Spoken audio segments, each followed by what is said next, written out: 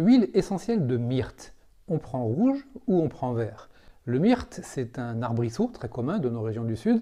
On en apprécie la présence rafraîchissante dans les jardins. Une présence attachante à tel point que depuis toujours, on associe le myrte au sentiment amoureux, et il est d'ailleurs l'un des symboles de la déesse Vénus.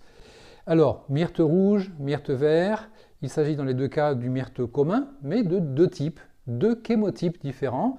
Cela veut dire que les principes actifs vont différer et donc finalement leurs propriétés, et c'est bien le cas pour leurs huiles essentielles. L'huile essentielle de myrte vert va avoir une orientation plutôt respiratoire.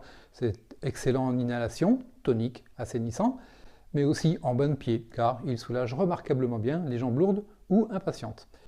Le myrte rouge, lui, il est riche de cette douceur que lui confère ce que l'on appelle les esters. Équilibrant nerveux, calmant, régulateur, il saura aussi calmer le feu des poumons lorsqu'ils sont malmenés au cœur de l'hiver.